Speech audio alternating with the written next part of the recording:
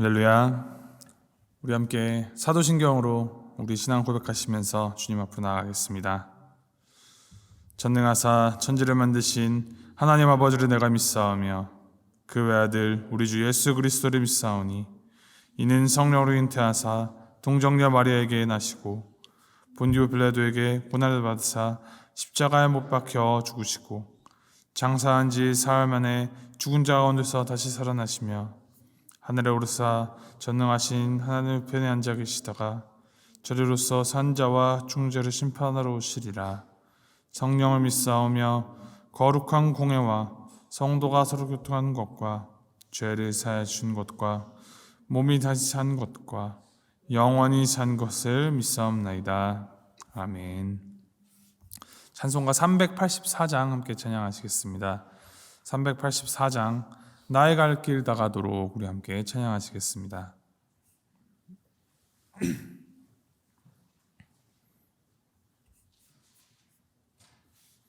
384장 나의 갈 길 다가도록 함께 찬양하시겠습니다. 나의 갈 길 다가도록 예수 인도하시니 내 주 안에 있는 긍휼 어찌 의심하리요. 믿음으로 사는 자는 하늘 위로 받겠네. 무슨 일을 만나든지 만사 형통하리라. 무슨 일을 만나든지 만사 형통하리라.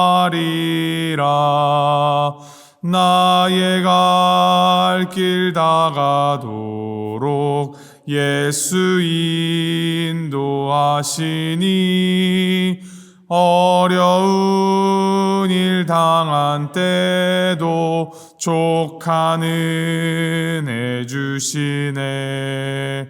나는 심히 고단하고 영혼 매우 가라나 나의 앞에 반석에서 샘물 나게 하시네. 나의 앞에 반석에서 샘물 나게 하시네. 나의 갈 길 다가도록 예수 인도하시니 그의 사랑 어찌 큰지 말로 할 수 없도다. 성령 감화 받은 영혼 하늘 날아갈 때에 영영 부를 나의 찬송 예수 인도하셨네. 영영 부를 나의 찬송 예수 인도하셨네. 아멘. 하나님께서 오늘 우리에게 주시는 말씀은 사무엘하 2장 1절에서부터 11절까지 말씀입니다. 사무엘하 2장 1절부터 11절까지 말씀 우리 함께 교독하시겠습니다. 사무엘하 2장 1절에서부터 11절까지 말씀. 자, 1절 먼저 읽도록 하겠습니다. 그 후에 다윗이 여호와께 여쭈어 아뢰되 내가 유다 한 성읍으로 올라가리이까? 여호와께서 이르시되 올라가라. 다윗이 아뢰되 어디로 가리이까? 이르시되 헤브론으로 갈지니라.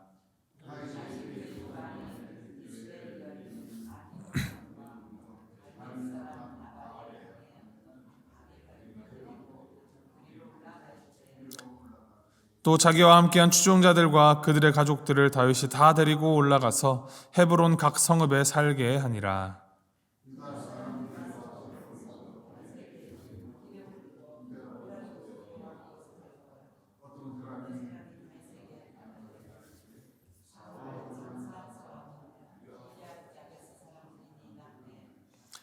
다윗이 길르앗 야베스 사람들에게 전령들을 보내 그들에게 이르되 너희가 너희 주 사울에게 이처럼 은혜를 베풀어 그를 장사하였으니 여호와께 복을 받을지어다.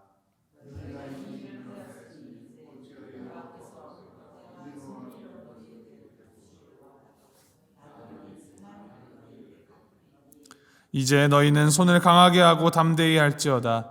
너희 주 사울이 죽었고 또 유다 족속이 내게 기름을 부어 그들의 왕으로 삼았음이니라 하니라.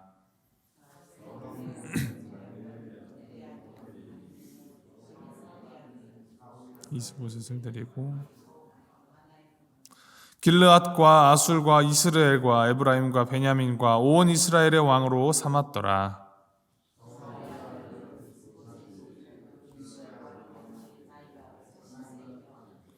두 해 동안 유다 족속은 다윗을 따르니 11절 함께 읽겠습니다.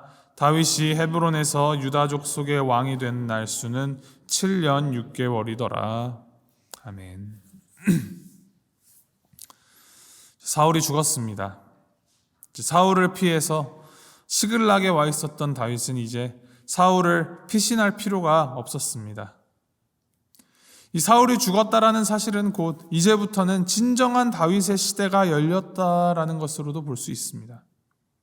자신을 호시탐탐 노리던 적이 없어졌다라는 그 사실뿐만이 아니라 이제 사울과 요나단이 죽었다라는 것은 곧 이스라엘의 왕의 자리가 비어 있다라는 것과 마찬가지입니다. 이제는 다윗이 왕이 될 차례입니다. 명분도 있고 능력도 있으며 이제 상황도 따라주는 듯합니다. 그동안 힘을 모아왔던 다윗이 이 이스라엘의 그 리더십의 공백이 있을 때에 그 자리를 단번에 차고 들어가서 모든 것을 평정하고 왕이 될 수 있었습니다. 더군다나 다윗이 이제 완전히 이름이 알려지지 않은 사람도 아니고 골리앗을 물리치고 블레셋과의 그 숱한 전쟁 가운데 큰 공을 세워서 이스라엘의 영웅으로 불리던 자가 아니겠습니까? 결정적으로 자신이 사무엘로부터 하나님의 기름 부으심을 받았다라는 그 사실을 알리는 것만으로 다윗은 왕으로 추대되어야 했습니다. 그런데 이 상황에서 다윗이 선택한 행동을 우리는 눈여겨보아야 합니다. 1절 말씀 이렇게 기록합니다. 그 후에 다윗이 여호와께 여쭈어하려되 내가 유다 한 성읍으로 올라가리이까? 여호와께서 이르시되 올라가라. 다윗이 아뢰되 어디로 가리이까? 이르시되 헤브론으로 갈지니라. 다윗은 자신이 무엇을 해야 하는지를 정확하게 알고 있었습니다. 이스라엘의 왕은 사람이 권력으로 쟁취하는 것도 아니요, 사람들의 인기나 인정에 의해서 세워지는 것도 아니라는 것을 다윗은 잘 알고 있었습니다. 이스라엘의 왕은 하나님께서 세우시는 것이요, 이 하나님의 명령과 말씀에 따라 순종하여 세워지는 것을 그는 누구보다도 정확히 알고 있었습니다. 그래서 그는 하나님께 나아가 여쭈어 봅니다. 주님, 제가 유다에 있는 성읍으로 올라가도 괜찮겠습니까? 다윗은 하나님의 분명한 허락을 듣고 난 뒤에 그의 거취를 결정하였습니다. 하나님께서 다윗에게 올라가도 괜찮다라고 말씀하자 다윗은 다시 한번 어느 성읍으로 올라가야 할지를 묻습니다. 하나님께서 헤브론으로 올라가라 명령하시자 그때에서야 두 아내와 온 가족 그리고 그를 따르던 사람들과 모두 함께 헤브론으로 올라갔다 합니다. 자신의 가고 사는 것, 자신의 거취를 하나님께 온전히 맡기고 하나님의 이 명령에 따라 순종함으로 그 따라가는 모습 속에서 왜 다윗이 하나님의 마음에 합한 자라고 불려졌는지를 우리가 보게 됩니다. 그가 하나님께 묻는 것은 그가 우유부단해서 무엇을 어떻게 해야 할지 몰라서 하나님께 묻는 것도 아니고 혹은 두려움 때문에 책임감을 전가시키는 그러한 행위도 아닙니다. 그는 하나님의 인도하심을 구하고 이 하나님의 인도하심을 따르는 것이 가장 올바른 길이며 가장 형통한 길임을 알고 있고 또 믿고 있었기 때문에 하나님께 나아가 어떻게 해야 할지를 아뢰며 나아갑니다. 다윗이 쓴 시편 37편에 이렇게 기록합니다. 여호와 앞에 잠잠하고 참고 기다리라. 자기 길이 형통하며 악한 꾀를 이루는 자 때문에 불평하지 말지어다. 전적으로 이 하나님의 인도하심을 인정하고 믿고 따르는 믿음. 하나님보다 앞서지 않고 하나님께서 보이시는 길을 따라 순종함으로 걸어가는 그 마음을 하나님께서는 귀히 보시며 그 믿음대로 역사하여 주십니다. 그리고 그 하나님의 그 모든 인도하심 안에는 하나님의 선하신 뜻이 있음을 우리는 말씀 속에서 보게 됩니다. 다윗이 정착하게 된 헤브론, 이 헤브론은 창세기에서 하나님의 부르심을 받은 그 아브라함이 처음 정착하여 살게 된 곳이 바로 이 헤브론 땅이었습니다. 이스라엘의 뿌리가 되는 곳이죠. 그리고 출애굽 이후 정복전쟁 때에는 이제 나이 먹은 갈렙이 여전히 하나님께서 주신 그 소망을 붙들고 이 산지를 내게 주소서라고 간청하여서 정복하여낸 땅이 바로 헤브론입니다. 그리고 이후 유다 족속에게 분배된 이 헤브론 땅에는 여호수아서 21장에 보면은 아론의 자손들에게 준 이스라엘에서 가장 큰 도피성이 있는 땅이었습니다. 하나님께서 다윗을 헤브론 땅으로 보내어서 정착하게 하신 것은, 그리고 그곳에서 그를 왕으로 세우시기 시작하신 것은 하나님께서 친히 다윗의 도피성이 되어주시겠다, 내가 너를 보호하겠다라는 하나님의 약속의 말씀이며, 또 갈렙의 믿음을 이루어 주시어 그 땅을 믿음으로 유다 자손들에게 허락되었던 것처럼 다윗의 믿음을 인정하여 주시며 그 땅을 허락하여 주시는 것을 보여주시는 증거이며, 또 이스라엘의 뿌리인 아브라함부터 시작된 이 이스라엘의 정통성이 다윗에게 있다라는 것을 보여주시는 것입니다. 헤브론으로 올라가라 한 것이 그냥 우연이 아니었습니다. 다윗이 헤브론에 정착을 하자 이제 유다 사람들이 다윗을 찾아옵니다. 그리고 자연스럽게 다윗에게 기름을 붓고 그를 유다 족속의 왕으로 삼았습니다. 하나님의 인도하심과 역사하심 안에서 다윗은 자연스럽게 왕의 자리에 오를 수 있었습니다. 이제 유다의 왕이 된 다윗이 가장 먼저 한 것, 그것은 사울의 편에 섰던 사람들을 끌어안은 것입니다. 길르앗 야베스 사람들, 그들은 사울의 도움을 크게 받은 적이 있었는데 이전에 이 길르앗 야베스 사람들이 암몬 족속에게 위협과 이제 모욕을 당할 때 사울이 구해준 그런 기록이 있습니다. 이를 계기로 길르앗 야베스 사람들은 이 사울의 중심 지지 세력이 되었는데, 사울이 죽자 이들은 사울의 장례식을 정성껏 치러 주었습니다. 그리고 이 소식이 다윗에게 전해집니다.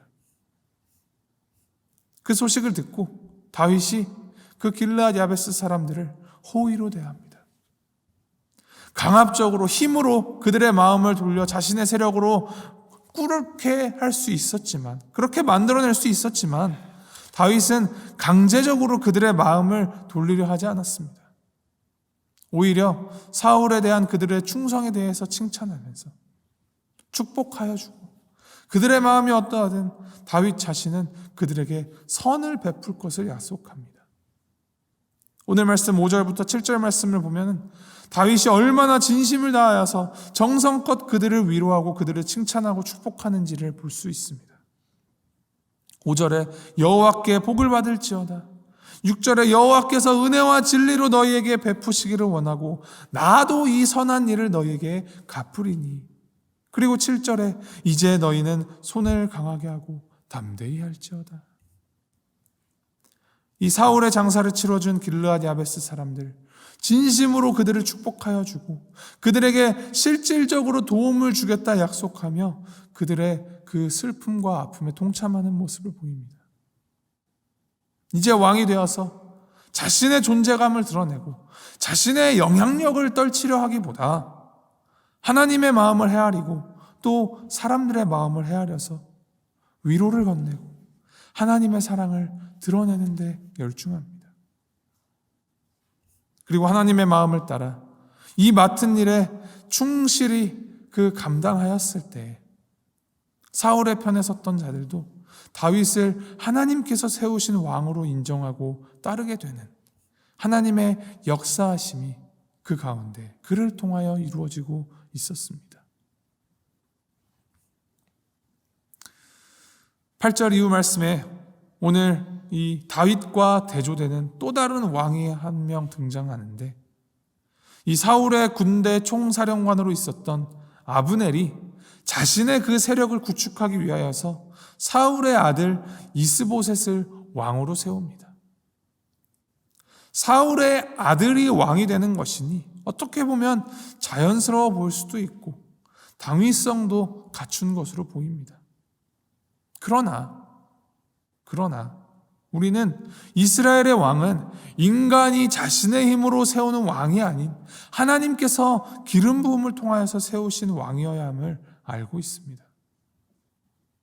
인간의 탐욕과 교만으로 인간이 스스로 세워낸 왕은 겉보기에는 그럴듯해 보일 수도 있지만 속이 비어서 기반이 없어서 바람에도 흔들리고 금방 무너져 내린 그런 바벨탑과 다를 바 없는 것입니다.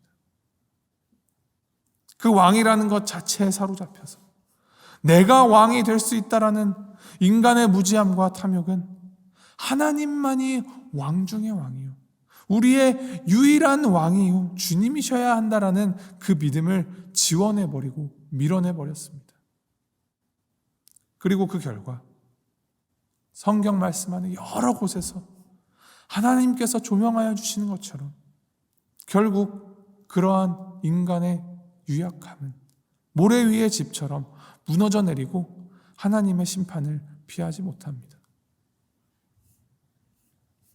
오늘 말씀 묵상하시면서 우리가 깨달아야 할 것, 가장 첫 번째는 하나님만이 우리의 진정한 왕이시며 우리는 그 하나님의 말씀을 온 삶으로 받아들여서 그 인도하심을 구하고 그 인도하심에 순종함으로 살아가야 하는 주님의 백성으로서의 정체성을 우리가 확고히 하고 주님의 백성답게 살아가야 한다는 사실입니다.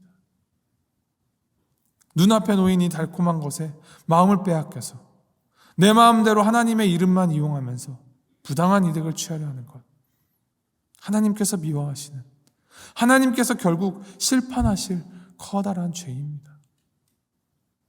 내 마음대로 다 채우고 내가 원하는 대로 계획하고 만들어내놓고 하나님께서 하셨다, 하나님이 축복하여 주셨다라고 끼워 맞추는 이러한 아브넬과 같은 죄를 범해서는 안 됩니다. 아무리 이름을 여호와라 부르며 은혜로운 제사를 드려도 금송아지 앞에 절하는 것은 하나님이 미워하시는 우상 숭배입니다. 그렇기 때문에 우리는 더욱더 겸손하게 하나님의 뜻을 구하며 그 인도하심에 따라 하나님의 마음이 향하는 곳으로 우리의 마음도 쫓아가며 하나님을 왕으로 모시는 이 백성답게 충성하면서 살아가야 합니다. 문제는, 관건은, 또 우리에게 도전이 되는 것은 그러한 믿음의 삶을 살아가는 그 길이 결코 쉬운 길이 아니라는 것입니다. 11절 말씀에 이렇게 기록합니다. 다윗이 헤브론에서 유다 족속의 왕이 된 날수는 7년 6개월이더라. 다윗은 헤브론에서 이 유다 지파의 왕으로 7년 반을 지냅니다. 이 7년 반의 세월 동안에 무슨 일이 있었고 하나님이 어떻게 일하셨고 다윗이 무엇을 하였는지에 대해서는 성경이 기록을 하지 않습니다. 침묵합니다. 이전에 광야에서 사울을 피하여 도피 생활을 한 지 10년에 이어서 유다의 왕이 되고 나서도 다윗이 하나님께서 뜻하신 이스라엘 전체의 온전한 왕이 되기까지 또다시 7년 반을 기다려야 했습니다. 하나님의 때를 기다리는 것입니다. 그렇게 묵묵히 그러나 성실히 7년 반을 살아온 다윗은 하나님의 말씀에 따라 가고 또 하나님의 말씀에 따라 서는 진정한 믿음의 모습, 하나님을 바로하는 지혜자의 모습을 보여줍니다. 이를 기억하시면서 오늘 하루 살아갈 때에도 우리가 뜻하지 않는 난관을 만난다 하더라도 또 시간이 멎어버린 것 같은 목표가 보이지 않는 깊은 한밤중 같이 내가 그 안에 있는 것처럼 느껴질지라도 어쩌면 어떤 특별한 일이 일어나지 않는 지극히 평범한 하루를 살아가게 되더라도 그 매 순간순간 하루의 걸음걸음을 하나님께 묻고 또 주님의 지혜를 구하면서 주님을 믿고 따라가는 그 순간순간들이 퍼즐처럼 또는 모자이크처럼 합쳐져서 이 오늘 하루 전체를 하나님의 인도하심 따라 살아가는 우리 모두의 오늘 하루의 삶이 되기를 주님의 이름으로 소망하고 축복합니다. 우리 함께 기도하시겠습니다.